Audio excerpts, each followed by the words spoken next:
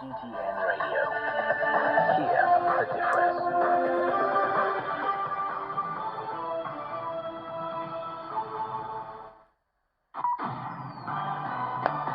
Now the news.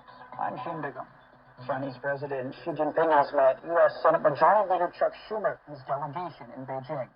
Xi Jinping said the China-U.S. relationship is the most important one in the world, and how the two countries get along with each other in the face of a world of change and turmoil will determine the future of mankind. He said China and the U.S. must demonstrate the broad-mindedness, vision, and responsibility of major countries and work to enhance the well-being of the people and promote societal progress. He said the world is developing and times are changing, but the historic logic of peaceful coexistence between China and the United States has not changed. Earlier, senior Chinese diplomat Wang Yi also met Schumer and the U.S. bipartisan delegation. Dong Shui has more in Beijing. For their opening remarks, both sides expressed a willingness to strengthen communications and to responsibly manage the bilateral relationship. Wang said that Beijing hopes this visit can contribute to a more objective understanding of China in the U.S. Congress and help stabilize and improve bilateral relations. He also reiterated that China and the U.S. have very different cultural and historical backgrounds, but these differences should not hinder each other's development. Instead, both nations need to respect each other's development paths. Schumer, on the other hand, acknowledged that the competition is natural in areas like trade, technology, and diplomacy between these two countries. He said, and I quote, "We welcome this competition, however, we do not seek conflict." Israel's imposed a complete siege on Gaza in response to heavy rocket fire from Hamas. The Israeli energy minister also ordered the Israeli National Water Company to cut off the water supply to Gaza. The official said Israel cut electricity and fuel to the area on Sunday. These moves came after a Hamas surprise attack against Israel on Saturday.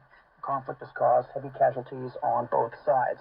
Israel controls part of the electricity supply to Gaza, as well as the import and export of goods and medicines, and the passage of people in and out of the coastal enclave.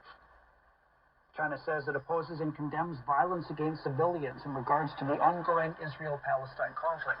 Chinese Foreign Ministry spokesperson Mao Ning made the remarks on Monday. Huang Yue has details. Chinese Foreign Ministry spokesperson Mao Ning said that China is deeply concerned over the recent escalation of tensions between Palestine and Israel and is saddened by the civilian casualties caused by the conflict. She said that China condemns the acts to harm civilians and opposes the actions to expand the conflict. The spokesperson said the way out of the conflict lies in implementing a two-state solution to promote the proper settlement of the Palestinian issue by political means, and she called for international community to work together to cool down the situation, and she said China is willing to work with the international community towards that end. U.S. Defense Secretary Lloyd Austin says the Pentagon is sending warships and fighter jets to the eastern Mediterranean and has showed support for Israel amid escalating conflicts between Israeli forces and Hamas fighters. Austin said he directed the movement of the USS Gerald R. Ford Carrier Strike Group, which consists of the aircraft carrier, a guided missile cruiser, and 4 guided missile destroyers, to the eastern Mediterranean. He said the Pentagon has also taken steps to augment U.S. Air Force fighter aircraft squadrons in the region. American economic historian Claudia Golden has won the 2023 Nobel Economics Prize for her work examining wage inequality between men and women. The award is the last of this year's crop of Nobel Prizes. Golden's only the 3rd woman to win the Nobel Economics Prize. Hainan province has ordered the suspension of all ferry services in the Chongzhou Strait as Typhoon Koinu approaches. The typhoon's forecast to bring strong gales and heavy rains to the northern half of the island province from Monday night to Wednesday. Typhoons weakened to a severe tropical storm. It's still gradually weakening or moving toward the eastern coast of Hainan. Local railway authorities have suspended passenger train services into and out of the island. China media groups launched a new round of cooperation with the media of Belt and Road partner countries.